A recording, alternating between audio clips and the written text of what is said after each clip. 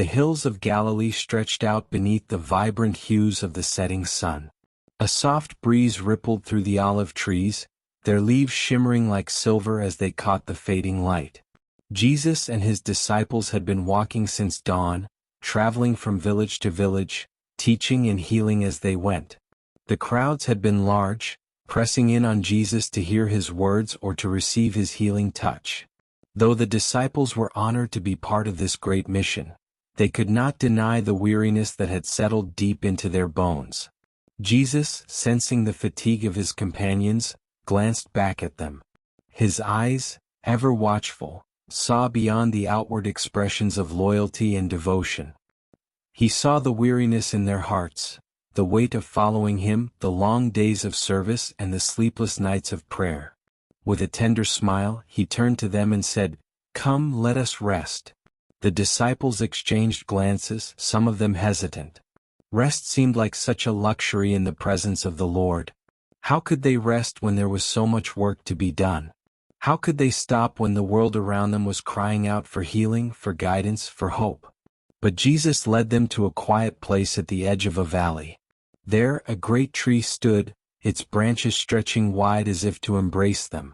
The ground beneath was soft, covered in a blanket of grass, and nearby, a stream wound its way through the rocks, its waters cool and clear.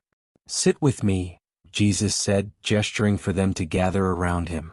The disciples sat, some with a sigh of relief, others with a sense of unease. They were not used to resting in the middle of their work.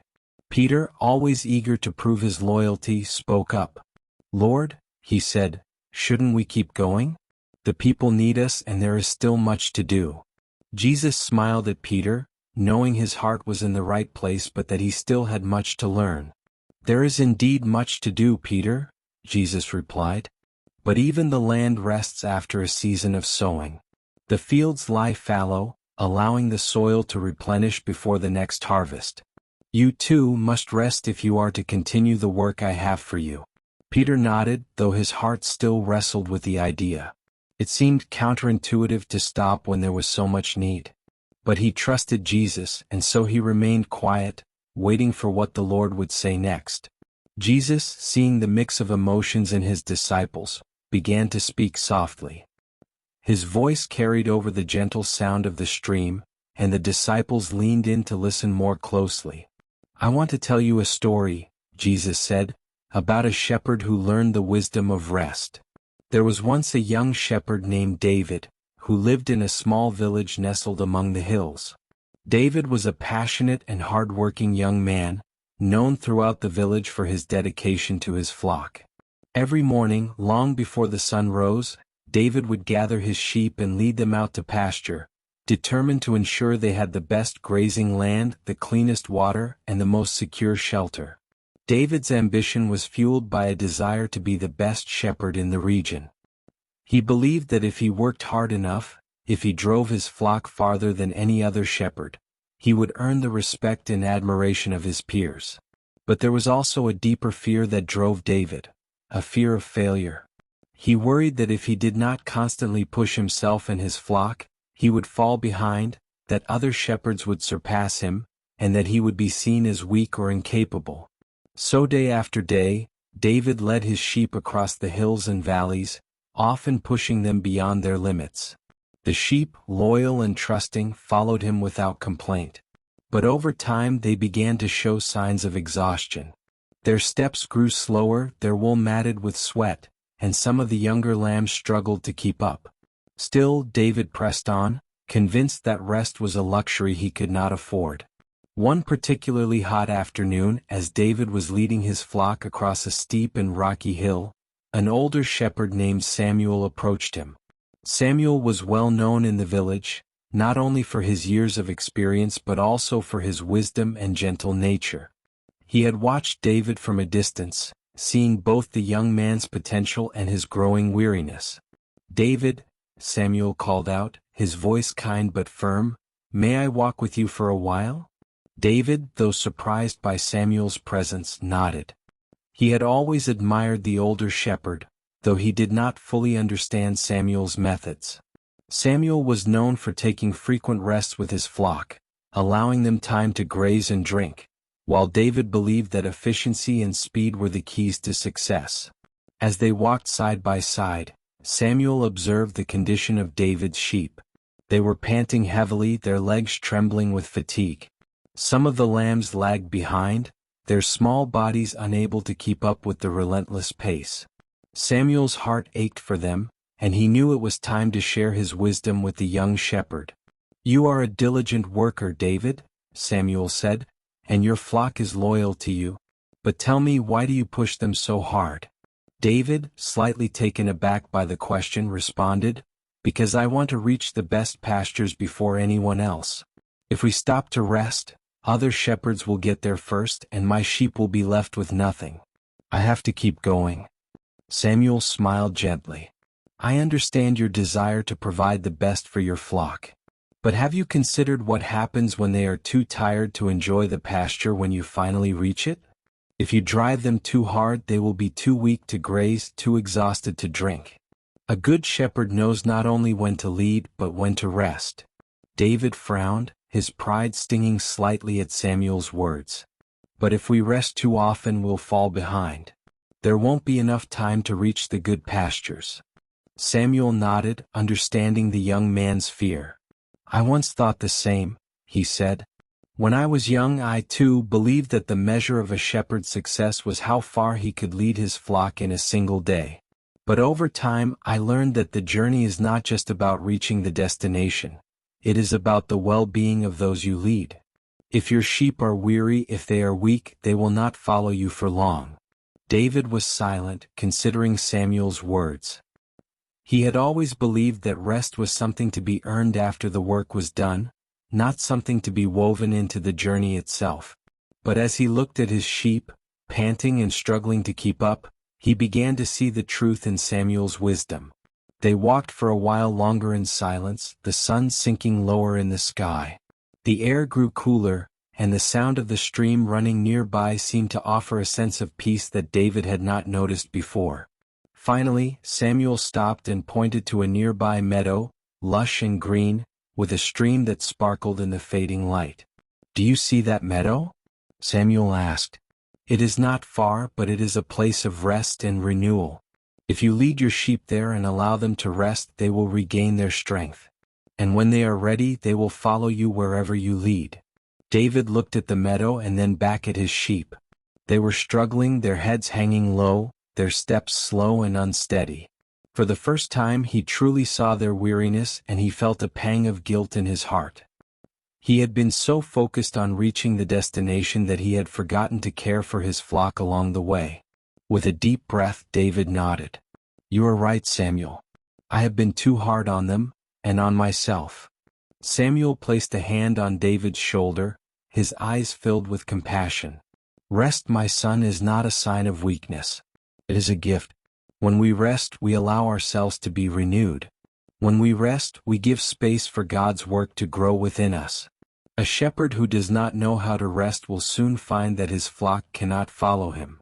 David led his sheep to the meadow, and as they drank from the cool stream and settled into the soft grass, he felt a peace settle over him as well. For the first time in many days, he allowed himself to rest, not just physically but in his heart. He realized that he had been carrying the weight of his own expectations, pushing himself to prove his worth, when all along, he had only needed to care for his flock and trust in the provision of God. As Jesus finished his story, he looked at his disciples with love in his eyes. They had been walking with him for many months now, following him from town to town, witnessing his miracles and listening to his teachings. But he knew that their hearts, like David's, were often weighed down by the desire to do more, to be more, to prove their worth in the eyes of their Lord. Jesus could see the fatigue in their faces, the way their shoulders sagged, and the way their steps had grown slower. He knew they loved him deeply, but he also knew that they needed to learn the wisdom of rest. "The shepherd David learned an important lesson," Jesus said softly, "and it is a lesson I want you to learn as well. You are not called to follow me with constant striving and anxiety. You are not meant to carry the burdens of this world on your own. When you rest, you allow me to carry those burdens for you." The disciples were silent, each of them reflecting on the story and its meaning. Some, like Peter, felt a deep sense of conviction. Peter, who was always eager to prove his loyalty and devotion, realized that in his zeal, he had often neglected his own need for rest. He had pushed himself to keep up with Jesus, to be the first to act, the first to speak, the first to defend his Lord. But now he saw that his strength was not in his actions alone. It was in his trust in Jesus. John, the beloved disciple who had always sought to be close to Jesus, felt tears welling up in his eyes. He had followed Jesus with all his heart, but he had also felt the weight of the journey, the exhaustion of constantly being on the move, the emotional toll of seeing the needs of so many people. He realized now that he had not fully rested in the presence of the Lord, that he had been trying to carry too much on his own. Jesus, seeing their hearts, spoke again. "Come to me, all you who are weary and burdened, and I will give you rest. My Father's work is not done in haste or with anxious hearts. It is done in peace with trust that he will guide you. When you rest in him, you will find the strength to continue the journey." The disciples felt a deep sense of peace settle over them, like a gentle rain after a long drought. They had been following Jesus with such devotion, but they had forgotten that he was not only their master. He was also their rest, their comfort, their source of strength. They had been so focused on the work that they had neglected their own need for renewal, for stillness, for moments of quiet in which they could be filled with the love and grace of their Lord.